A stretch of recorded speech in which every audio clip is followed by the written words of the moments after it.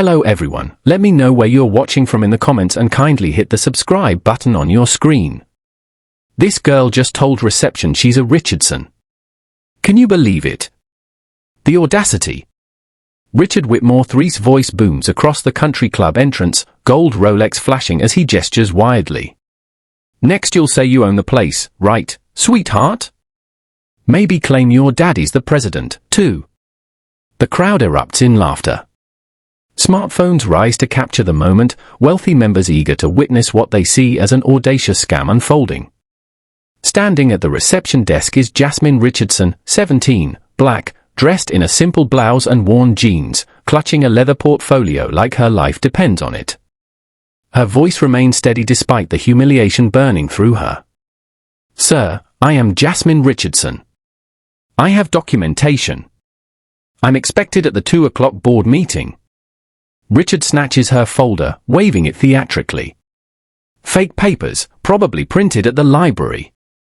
He circles his finger around his temple in the universal gesture for crazy. The crowd roars with laughter. "Someone call security," he announces. "We've got a con artist here. A really bad one." Jasmine's hands tremble slightly, but she stands her ground. "Have you ever told the truth?" she asks quietly, "but nobody believed you because of how you looked?" What happened next would destroy everything Richard had built. 72 hours earlier. Jasmine's alarm buzzes at 5:30 a.m. in a modest apartment where walls are thin enough to hear neighbors starting their day. Her tiny bedroom is immaculate, textbooks stacked precisely on a wooden desk, debate team trophies lined on a shelf, and a framed photo of her parents beside her lamp. In the kitchen, her grandmother Evelyn, 70 years old with silver hair pulled back, hums a gospel hymn while scrambling eggs. "Morning, baby girl." "Morning, Grandma." Coffee fills the small space with its rich aroma. Jasmine pours orange juice into mismatched glasses while Evelyn slides eggs onto chip plates.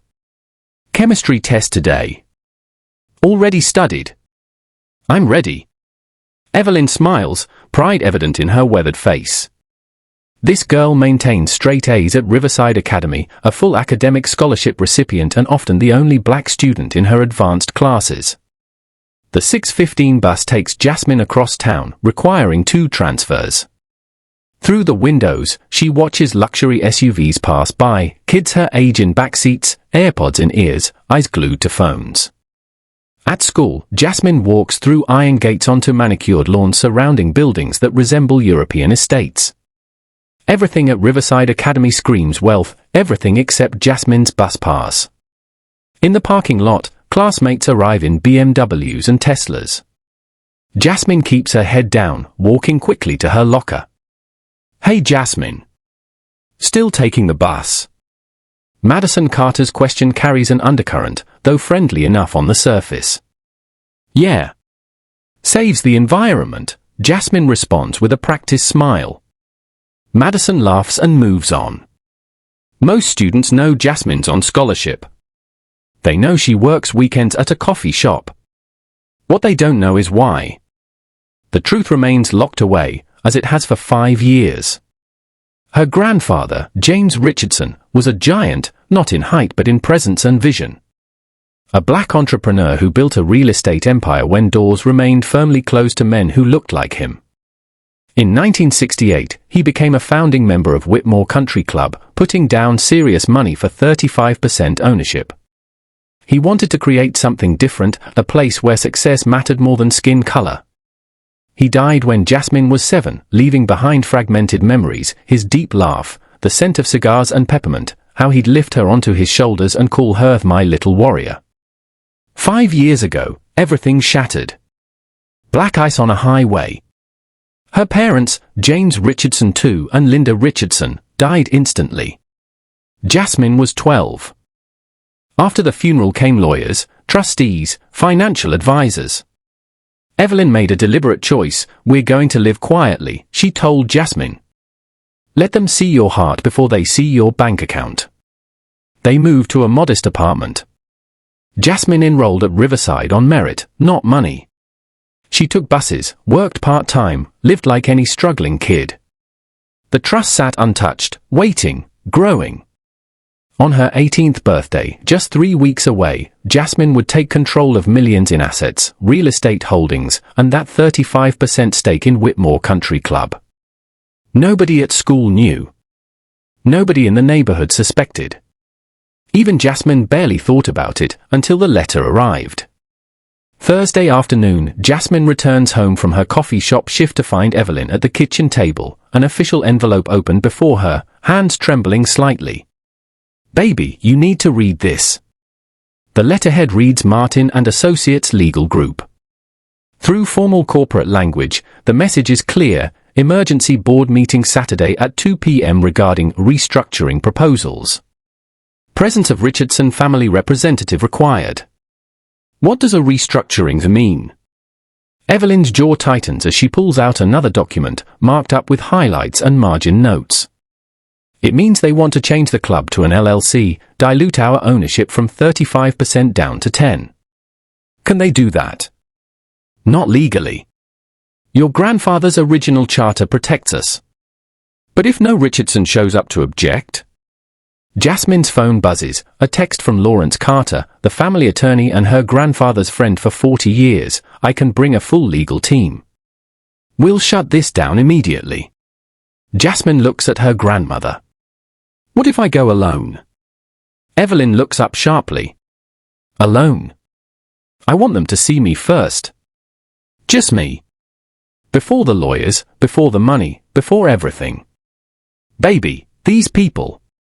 "I know, Grandma, but isn't that what Grandpa would have wanted? For them to see who I am?"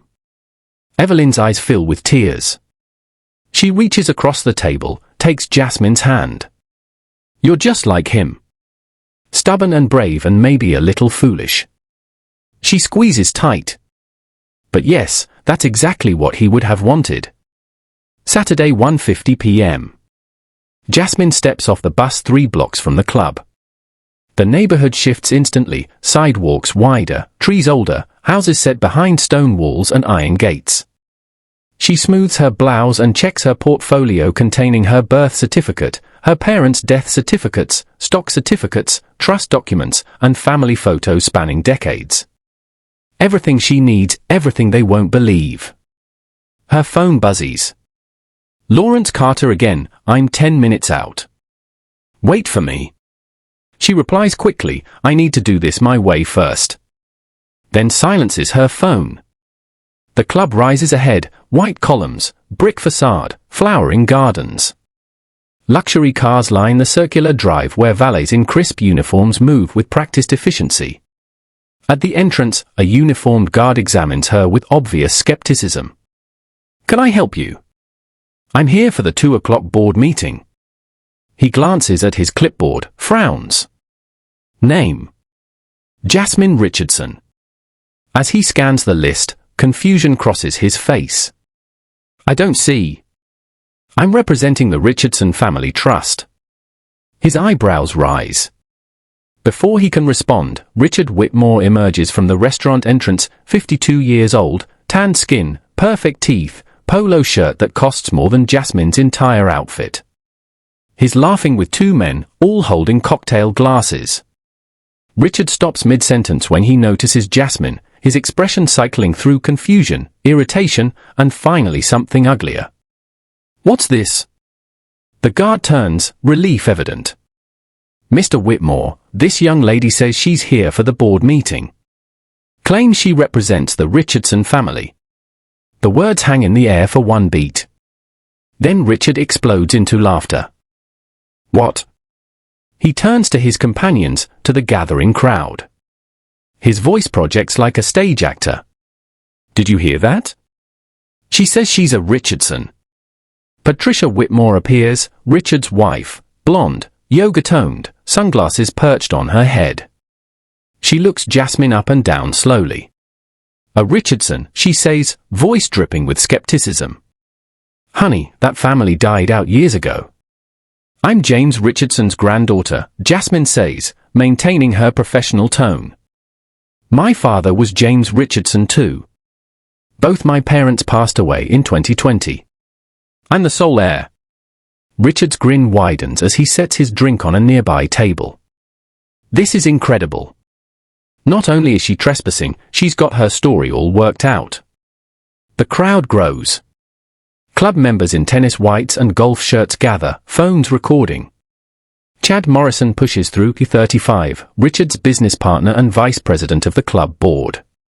Wait. You're saying you're related to the Richardsons? The founding family that owned a third of this place. 35%, Jasmine corrects. And yes, I have documentation. She opens her portfolio, but Richard moves quickly, snatching it from her hands. Documentation, of course, he mocks, holding the papers high. Let me guess. Printed these at Kinko's this morning. Patricia leans in to examine the documents, her voice falsely sympathetic. Sweetie, did you really think this would work? You do know people can check these things, right? Those are real, Jasmine insists. Certified copies from the county clerk. If you call your family attorney, Lawrence Carter, he'll confirm. Lawrence Carter. Richard nearly doubles over. Now she knows Larry's name. Oh, this is rich. You really did your homework, didn't you? He turns to the crowd. She thinks knowing our attorney makes her believable. Chad shakes his head, almost impressed. Most scammers don't aim this high. Usually, they pretend to be like a distant cousin or something, but going straight for soul heir, that's bold. Some laugh. Some look uncomfortable.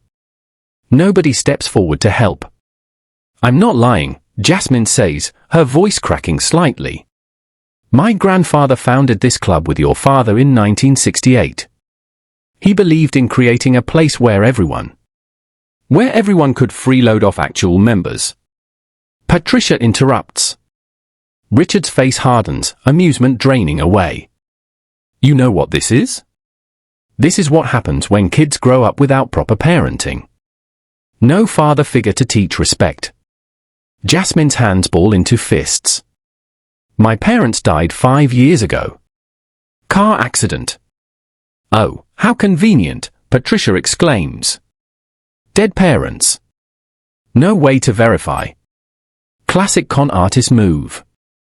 Richard invades Jasmine's space. Let me explain something to you. The Richardson family was wealthy. Real wealth. They didn't ride buses. They didn't wear Target clearance. And they sure as hell didn't need to scam their way into places they actually owned. He jabs a finger toward her chest. You are a poor kid who found some information online and thought you could play dress up. That's called fraud. That's identity theft. And it's a felony. If you would just let me into the meeting, if you would just listen. Listen? To a liar? To a thief? Richard turns to security. Mike, call the police now. Get her bag as evidence before she tries to run. Mike Torres hesitates. He's worked here for 15 years, and something doesn't sit right. Mr. Whitmore, maybe we should verify. Are you questioning me, Mike? Because I'm on the board. I sign your checks. So when I tell you to call the police, you call the damn police. Mike pulls out his radio. Dispatch, need police response at main entrance. Possible trespassing and fraud. Jasmine reaches for her phone. I'm calling my attorney. Your attorney, right? Richard laughs coldly. Go ahead. Call your imaginary lawyer. Call Santa Claus while you're at it. Patricia films on her phone. I'm posting this to the neighborhood watch. Attempted scam at Whitmore Club. People need to know these schemes are happening. The clock above the entrance shows 1:58. 2 minutes until the meeting starts. Inside that boardroom, they're about to vote on destroying her family's legacy, stealing what her grandfather built, and she's stuck outside being treated like a criminal. Please just let me speak to Victoria Ashford. She knew my grandfather. She'll recognize. Victoria isn't here for people like you, Richard snaps. She's here for members, for owners, for people who belong. Chad crosses his arms, smirking. You know what? If you admit you made this up right now, maybe the cops will go easy. Probably just charge you as a juvenile. I'm not lying, Jasmine's voice cracks. Tears threaten, but she blinks them back. I am Jasmine Richardson. My grandfather was James Richardson. I have every right to be here. I own part of this club. The crowd falls silent. Then someone giggles. The laughter spreads. Richard shakes his head with theatrical pity. Sweetheart, you don't own anything. You're nobody. You're nothing. And you need to leave before this gets worse for you. 2 police cruisers pull up, lights flashing. Officers Brad Kelly and Sarah Carter step out, approaching with practiced authority. Richard intercepts them immediately. Officers, thank God. We have a situation. This girl forced her way onto private property. She's impersonating a deceased family. Fraud, identity theft. We want her arrested. Kelly looks at Jasmine, his mind already made up. That's true, miss? You're claiming to be someone you're not. No, I'm telling the truth. I am Jasmine Richardson. I have documentation. Documentation that's fake, Richard interrupts. I looked at it. Obvious forgeries. Officer Carter steps forward, gentler. Miss, what's your real name? Jasmine Richardson. That is my real name. Kelly's jaw sets. Okay. Going to need you to hand over any ID and come with us. I have a student ID from Riverside Academy. I have certified documents. Riverside? Patricia's eyes light up. The expensive private school? How does a girl like you afford that? Academic scholarship. Oh, sure. Smart enough for a full ride, but dumb enough to commit fraud. Which is it? The clock strikes 2. Inside, the board meeting begins without her. Officer Kelly moves closer. Turn around. Hands behind your back. What? Why? You're being detained for investigation. I haven't done anything wrong. I'm telling the truth. Desperation bleeds through her voice.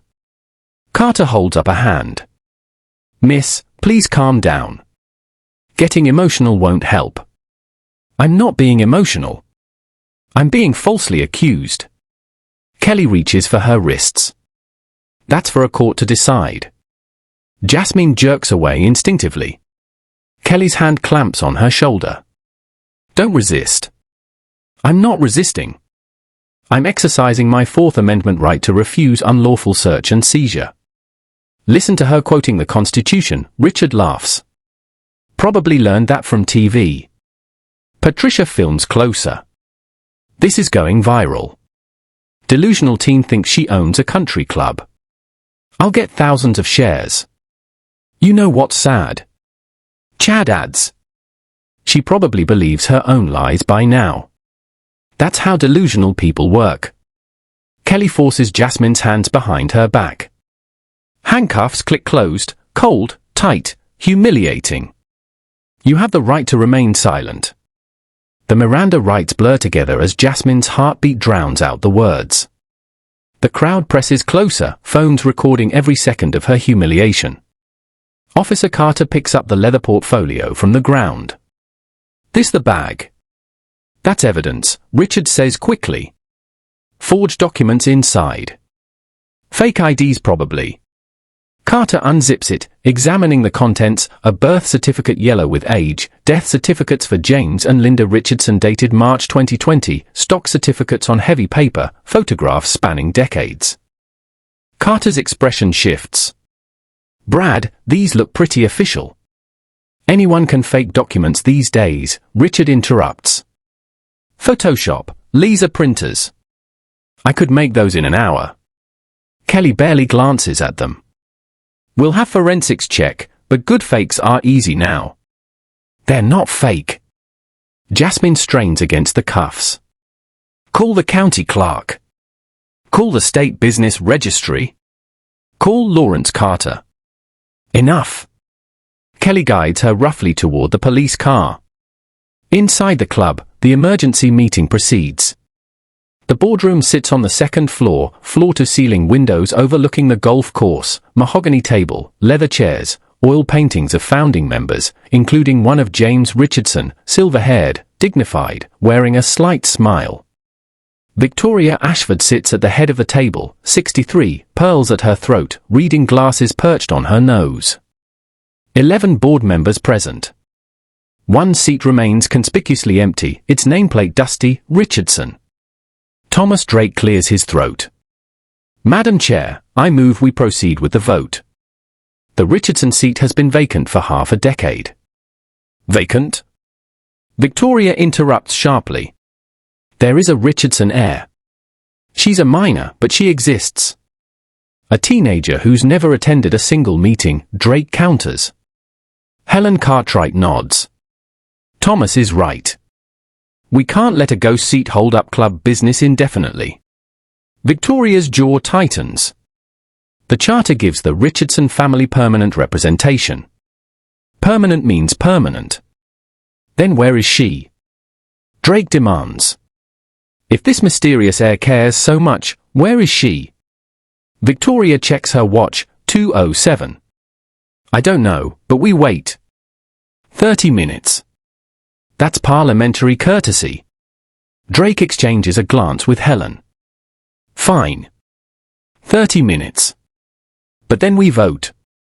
Outside, Jasmine sits handcuffed in the police cruiser, watching through the window as Richard continues entertaining the crowd with his version of events. An elderly man with a cane pushes through, Harold Whitfield, 84, one of the original founding members. What's all this commotion? Richard smiles condescendingly. Harold, nothing to worry about. Just some con artist trying to scam us. Con artist? Said she was James Richardson's granddaughter. Can you believe it? Harold goes very still. What did you say? She claimed to be a Richardson. Obviously lying. James's whole line died out. No. Harold's voice cuts like a knife despite its quaver. No, that's not true. Richard's smile falters. What? James had a son, James Jr. He married a lovely woman, Linda. They had a daughter just before James Sr. passed. The crowd quiets. Patricia lowers her phone. Harold, that was years ago, she says carefully. Even if they existed, they're probably all. James Jr. and Linda died in a car accident. 2020, I sent flowers. Harold's eyes fix on Richard. But they had a child, a little girl. I remember James Sr. showing me photos. He was so proud.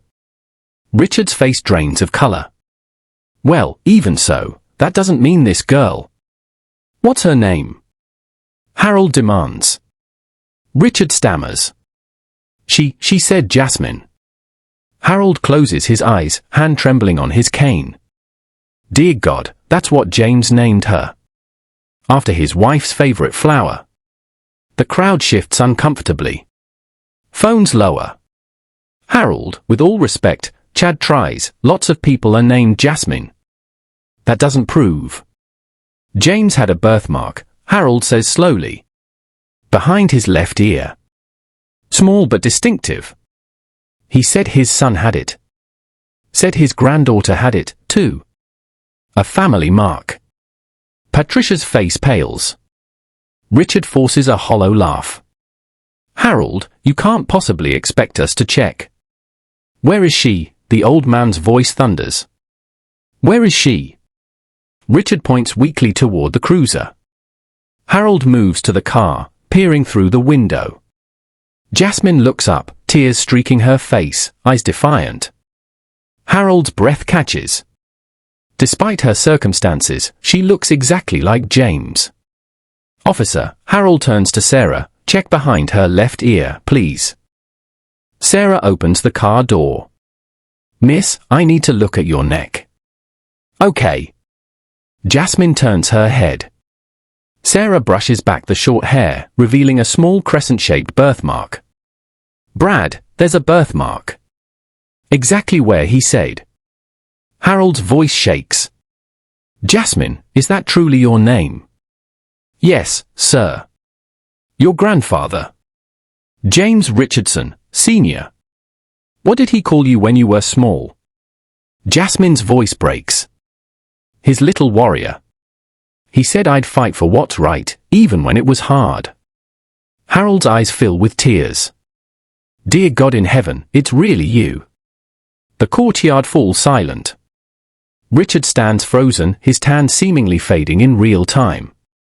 Patricia backs away, distancing herself. Inside the boardroom, Victoria's phone buzzes. Turn on the security camera feed. Front entrance now. She pulls up the footage on her laptop. The screen shows Harold speaking to the officers, and then zooms on the girl in the back seat. Victoria's hand flies to her mouth. Oh my God. Board members crane to see. Is that, she looks just like. Victoria bolts from her chair.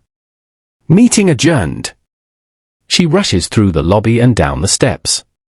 Harold turns as she approaches, their 40 years of friendship communicating volumes in a single glance. It's her, he whispers. James's granddaughter. Victoria's hands shake as she reaches for the car door. Officer Carter steps aside, respecting the moment. Victoria really looks at Jasmine, past the simple clothes, past the tear-stained face, to the essence of the girl. She sees James Richardson in her features, her dignity despite humiliation. Jasmine, she whispers. Oh, sweetheart, I am so terribly sorry. Jasmine's composure finally breaks. They wouldn't listen. I told them the truth, but nobody believed me. Victoria rounds on the officers. Get those handcuffs off her right now. The cuffs are removed, leaving angry red marks on Jasmine's wrists. Victoria helps her from the car, steadying her with gentle hands. I'm so sorry. So, God, I'm so sorry. The crowd stands silent, still recording but no longer laughing. Tires screech as a black Mercedes arrives. Lawrence Carter emerges, three-piece suit, leather briefcase, 2 associates behind him. His eyes take in everything, the police, the crowd, Jasmine's marked wrists, Victoria's tears. Who handcuffed my client? His voice is quiet but commanding. Officer Kelly steps forward uncertainly. Sir, we responded to a call. About what? A young woman attending a meeting at a club her family owns. He turns to Jasmine. Are you hurt? No. Did they read your rights? Yes. Did you consent to searches? No. I refused. They did it anyway. Carter's jaw tightens. He faces Kelly. Unlawful detention. Unlawful search. Fourth Amendment violation. I'll have your badge by Monday. Sarah speaks up. Sir, we were told she was impersonating. Told by whom? Every head turns toward Richard. He tries to speak, but nothing comes out. Carter approaches him deliberately. You called the police on Jasmine Richardson, granddaughter of James Richardson Sr., sole trustee of the Richardson Family Trust, which owns 35% of this club. He pauses. Did you verify her identity first? Richard stammers. She didn't look like. Finish that sentence. I'm very curious what she didn't look like. Richard's mouth snaps shut. Carter displays the documentation, spreading official papers across a car hood, birth certificate, death certificates, trust documents, stock certificates. All genuine, all irrefutable. You knew she might attend. You sent the letter. When she arrived, you treated her like a criminal. Patricia studies her phone, refusing eye contact. Chad backs toward his car. I tried to tell Richard to verify. Liar. Richard explodes. You were laughing. He stops, realizing his mistake. So you admit you mocked her while she told the truth, Carter observes. Victoria speaks, her voice steel beneath grief. Richard, you're suspended. Effective immediately. You can't. I absolutely can. Harold seconds as founding member. Motion carries. She turns to the crowd. Everyone leave now. As people scatter, Patricia grabs Richard's arm. We're leaving. Don't say another word. But Richard can't stop. How was I supposed to know? She shows up looking like. Like what? Carter whispers menacingly. Say it. Richard's mouth works, but no sound emerges. That's what I thought. Carter turns to Jasmine, his expression softening. Ready for your meeting. Jasmine straightens, wipes her face, nods. Yes. Then let's go. He offers his arm. She takes it.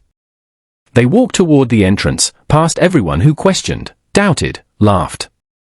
Mike Torres steps aside, tipping his head. Miss Richardson, welcome. The doors slide open. Inside, the marble lobby gleams beneath crystal chandeliers. On the wall hangs the portrait gallery of founding members from 1968. Jasmine stops before her grandfather's portrait, his eyes exactly like hers. I made it, Grandpa. Victoria stands beside her. He would be so proud. They climb the staircase to the boardroom where 11 people wait, all staring. Carter enters first, Jasmine following.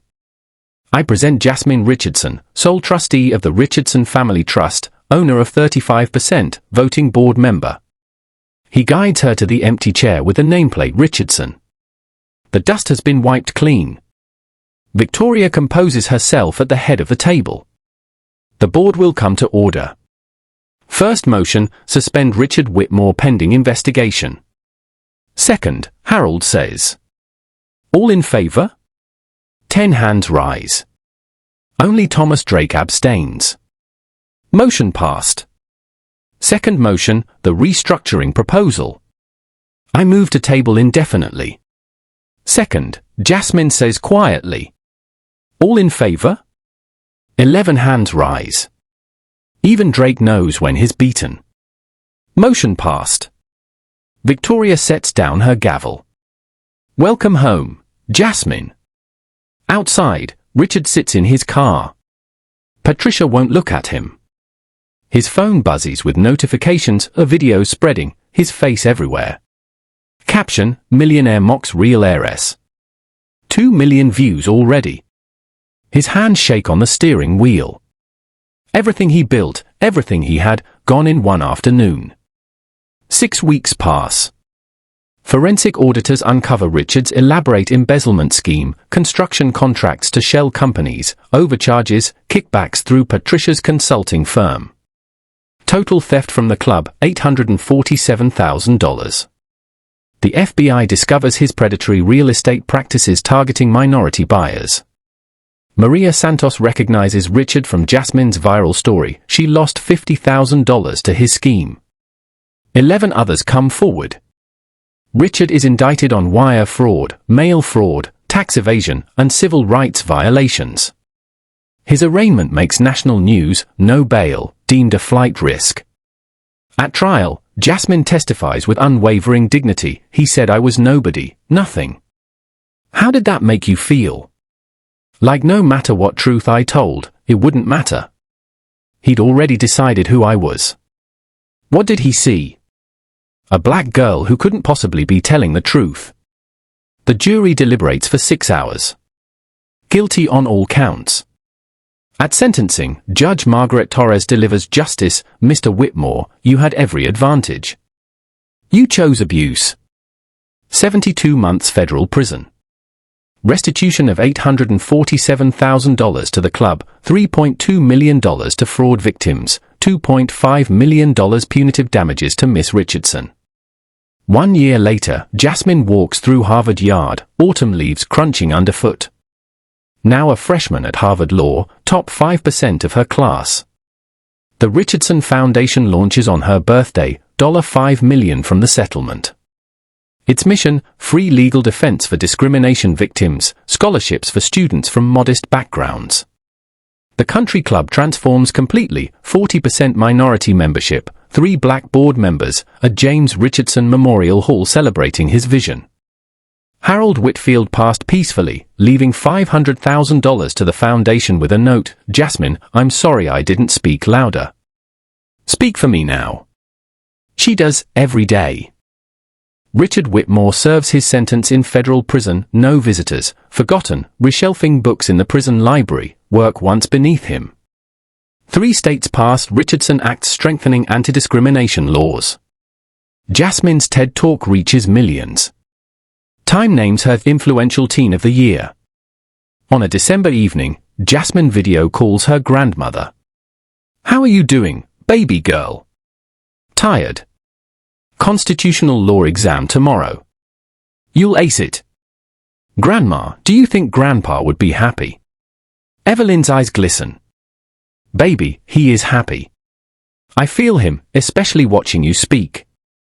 You're doing exactly what he dreamed." After hanging up, Jasmine checks the foundation email. One message stands out. "You gave me hope. I was falsely accused at work. Boss didn't believe my credentials. Called security. I remembered your story. Stayed calm. Documented everything. Called a lawyer. It worked. Thank you." Jasmine types back, "Stay strong. Document. Fight. You're not alone." She looks at the photo on her desk, grandfather, parents, all gone but still present.